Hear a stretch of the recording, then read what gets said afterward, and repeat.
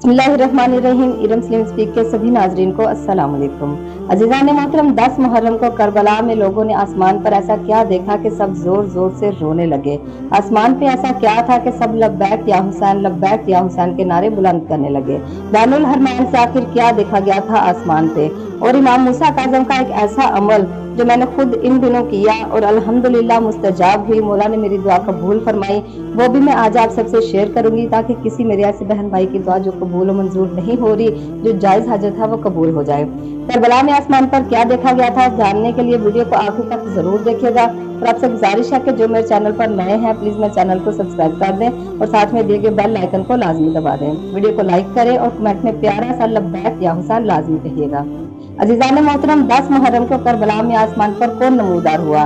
कैमरे की आंख ने इसको महफूज कर लिया। इस वीडियो ने पूरी दुनिया में तहलका मचा दिया है। या हुसैन के नारे बुलंद होने लगे। अल्लाह अकबर। अजीजान मोहतरम, तमाम ज़ायरीन वहाँ पे मौजूद थे। 10 मुहर्रम वाले दिन का ये वाकया है। जिस दिन ये वाकया हुआ 10 मुहर्रम का दिन था और आसमान से अपनी आंखों को हटाना ही ज़ायरीन भूल गए थे। लोगों को करबला का वाकया याद आ गया। आखिर ऐसा क्या देख लिया था ज़ायरीन ने आसमान पे कि आंखों से उनके आंसू बहने लगे। आखिर ऐसा क्या था आसमान पर जो जाहिर हुआ कि लोग अपने जज्बातों पर काबू न रख सके। करबला में मौजूद एक इंसान ने आसमान पर एक ऐसा मंजर देखा कि वो चिल्ला चिल्ला कर बाकी ज़ायरीन की भी तवज्जो आसमान पर कराने लगा और चीख चीख कर रोने लगा। अजीज़ान मोहतरम, ये शख्स हिंदुस्तान से करबला में गया था। ये रहता तो हिंदुस्तान में था लेकिन था शिया मुसलमान, इसलिए इसने मुहर्रम शुरू होते ही वो करबला पहुंच गया था। वहां मौला हुसैन अलैहिस्सलाम के रोजे मुबारक की ज़ियारत उसने की शुरू और साथ में इतराफ की सारी ज़ियारत करने लगा। और ऐसे ही 10 मुहर्रम भी आ पहुंची। 10 मुहर्रम को ज़ायरीन का बेइंतहा रश था। इतना रश था कि पाँव रखने की भी जगह बाकी ना थी। वो नाज़रीन वो भी इसी रश में मौजूद था। वो शख्स विरसे पड़े जा रहे थे और सबकी आंखें आबरीदा थी। बड़ी तादाद में मौला हुसैन अलैहिस्सलाम का मातम आहो बका जारी था। मातमदारी करते हुए इस नौजवान को यूं इस तरह महसूस होना शुरू हुआ, उसे लगने लगा कि जैसे मौसम बदल सा रहा है, क्योंकि गर्मी की शिद्दत करबला में बहुत ज्यादा महसूस हो रही थी और एकदम महसूस हुआ कि काले बादल से छा रहे हैं। तो जैसे ही उसने आसमान की तरफ देखा तो महसूस हुआ कि जैसे अभी बारिश होने वाली है। तो वो पूरे आसमान को गौर गौर से देखने लगा कि एकदम से बादल कहां से आ गए।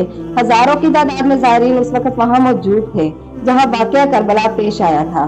उस वक्त उसकी निगाहें खुद ब खुद आसमान पर जम गई थी और करबला का सारा वाकया उसकी नजरों से गुजरने लगा कि किस किस तरह तब हुआ होगा, कैसे मौला को शहीद किया गया होगा, आखिर क्यों तरस ना आया उन जालिमों को। वो इस मंजर को अपनी आंखों के आगे महसूस कर रहा था कि अचानक आसमान में उसको अजीब सी चीज नजर आई।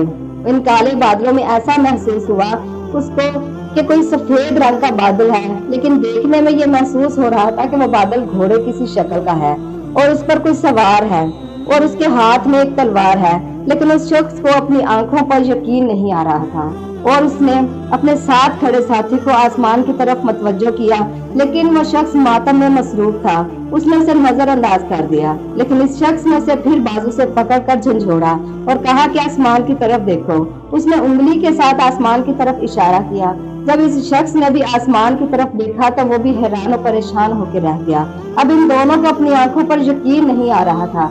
ऐसा लग रहा था कि वो सफेद बादल घोड़े की तरह भाग रहा है। तो उन्होंने काफी लोगों को उस तरफ मुतवज्जो किया और ऐसे करते करते बहुत से ज़ायरीन ऐसे थे जिन्होंने आसमान की तरफ अपनी मुतवज्जो कर ली। उनकी मुतवज्जो आसमान की तरफ हो गई। आसमान में ऐसा लग रहा था जैसे जंग हो रही हो और कोई शख्स जैसे तलवार हाथ में लिए कोई आगे बढ़ रहा हो और कहता है कि देखते देखते वही बादल जो है वो सफेद बादल धुएं बन के वो धुओं की शक्ल में उड़ गए और सब कुछ गायब हो गया।